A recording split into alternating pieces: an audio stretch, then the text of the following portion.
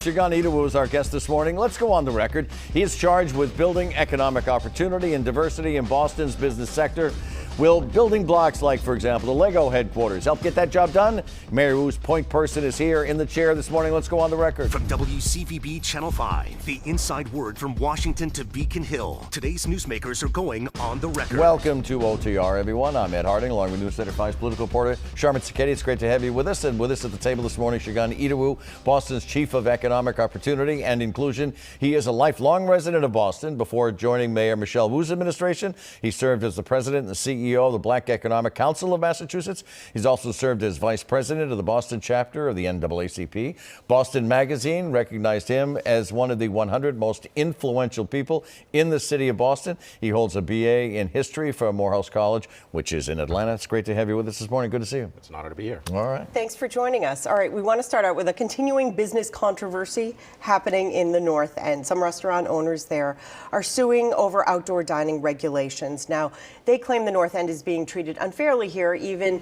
there were even accusations of anti-Italian discrimination. What do you think needs to be done to turn down the temperature here? So, this is a personal issue for me as well, as someone who attended St. John's Elementary School for 6 years, who enjoyed the restaurants in the area growing up, but also on the other side on this anti-discrimination piece.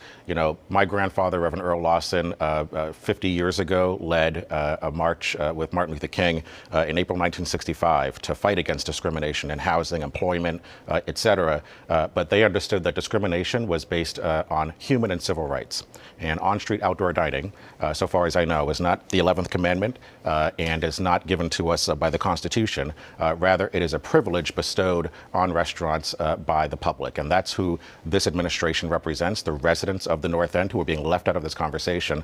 And so this decision that was made is just for this season. Our goal is to work with North End restaurant owners and the residents to come up with a solution that doesn't have me going back every year to talk about a new component of this program, which is what we've done for the last 3 years. I do want to ask you, because these restaurant owners do say, look, this is a business where they compete with other restaurants across the city, and if other restaurants across the city do have this as an option and they don't, well, they may lose business, and it's a fair playing field issue, is what they're trying to say. Yeah, again, for us, we want to make sure that we have a plan to move forward for 2024 and beyond, and we have to take this time to actually figure out how to construct a program. And there are 95 restaurants within a 0.3-mile radius. That's not true for any other neighborhood, and we have issues around congestion, around rats, around trash, around noise. And the one thing that's true about the people at this table, the people who are pushing for us to have outdoor dining, on-street outdoor dining this year, none of us live in the North End.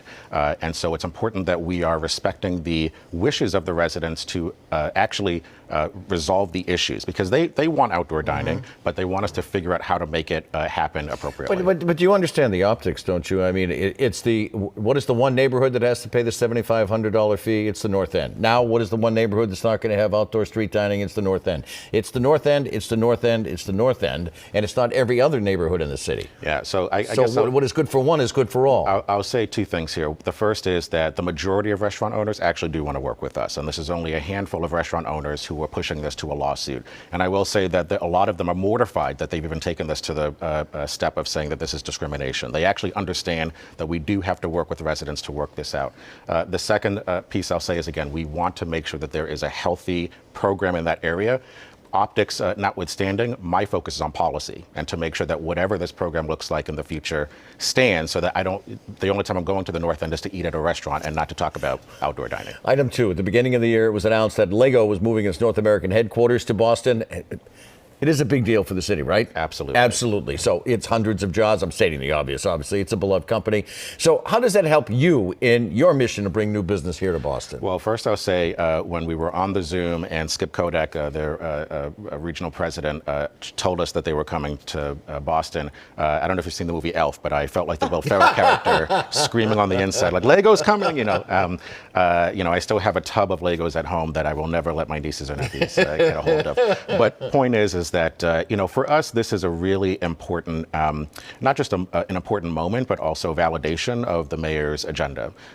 She's focused on building a family-friendly city, one that's safe and healthy, one that's focused on our young people, one that's addressing climate change. And these are all things that LEGO is focused on. And it's exactly why they chose Boston, because their values are the same as the mayor's values. All right, let's talk about the Seaport. This is, of course, the fastest growing part of the city. New buildings springing up all over. Obviously a success, but some see it as sort of a missed opportunity, maybe too corporate in look and commerce. What do you think is your objective there? Well, our goal is to make sure that every part of the city is reflective of the city, both not just in the demographics of the residents, but also of the businesses, that the business diversity is there. 20 years ago, when there was conversation and development of the Seaport, I was in my teens, so unfortunately was not able to play a role in the development of the Seaport. But I will say that this is a profound opportunity for us to fix mistakes of the past. Yeah, what do you see moving forward? Well, there are a whole bunch of new businesses that are opening in the Seaport, in particular Black-owned spaces. And so there are, at least as far as I know, 4 Black-owned restaurants that will be opening over the next 6 or 7 months. And then a whole other richness of diversity of businesses that will be opening in the area. Right. So I want to talk about the T, because the T is vital, moving people around, getting people into the city. Obviously, it's Boston being the economic center of not only the state, but of New England and maybe a certain percentage of the East Coast. So it's important to the health of Boston business community. And just a couple of days ago, the T announced that it had to slow down speeds, which is going to delay things and probably anger and infuriate people who get on. If people cannot be moved from point to point safely and efficiently and quickly, can this issue plague the T be solved? And could it be, I don't want to use the word fatal because that's a horrible word to use, but could that hurt the city immensely? Well, first, I just want to say that I feel for the interim GM, and I think he's doing the best that he can do at the moment. But transportation is a key issue, and it's a key driver of economic competitiveness. And so absolutely, the health of the T is the health of the Boston economy, Massachusetts economy, regional economy. And so, I will say that we are supportive of efforts to make the T safe for residents. And so these slowdowns, I know that it's a little bit of a struggle for residents, but if it's important for the safety of residents, that's what we support. At the same time, we appreciate the investment that Governor Healy will be making in the T, and are hopeful for the partnership with the legislature to support that effort, because I hear from CEOs every day. Since 14 months ago, starting in this job, housing and transportation are the 2 key issues, not just for them as a company, but for their employees. Sure. In terms of determining whether or not they actually come here. Absolutely, and it impacts whether or not people are coming into the office. Are they telling you we're looking elsewhere where housing isn't such a tight market and the T isn't? No. I mean, I think, CEOs would tell us that in their movements, and their actions have been the complete opposite, which is reaching out to our administration under Mayor Wu, but also Governor Healy's administration to say we want to be partners in addressing the housing crisis and addressing the transportation crisis. Sharman reported this on News Center 5 this week, that while car traffic has pretty much reached pre-pandemic levels, T traffic is about half, and that might be the new normal. I don't know if that's good enough. You know what I'm saying? It should reach the normal to move people within the city. No? That's right. Well, I think for Mayor Wu, we want to make sure that, yes, not only are we reaching or exceeding pre-pandemic levels, but that we are providing multiple modes of transportation for Boston residents. And so not just the T, not just your cars, but also bikes and other ways of getting across the city. Can this MBTA deliver that? Well, again, our hope is that the investments that the governor is making will address the issue. All right. The mayor recently appointed the city's first director of nightlife economy. Now, the T currently shuts down at 1 a.m. What can you do to make, you're smiling right now, what can you do to make business after dark more successful here? Well, this is one of my favorite topics. That's why I'm smiling. And we are very excited that Corrine Reynolds has joined our team. Her coming on to our team is a focus on policy and how we address the larger issues at play here, but also helping us to rethink what nightlife should be. And so expanding our understanding and definition beyond bars and clubs and restaurants, but also other ways of enjoying the night, because not everyone wants to drink.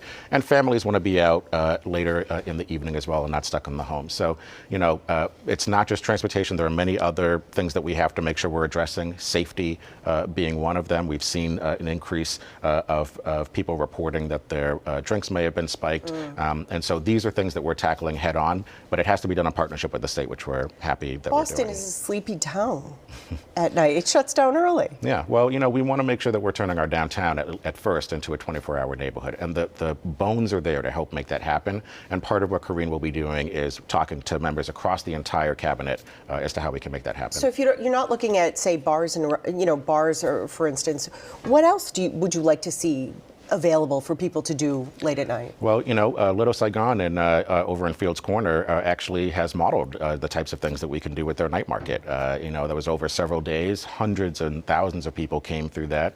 And so we want to replicate that across the city. But there are other, folks like playing darts, people like bowling, people like arcades. There's all these things that we can do to find joy and entertainment that don't always include alcohol.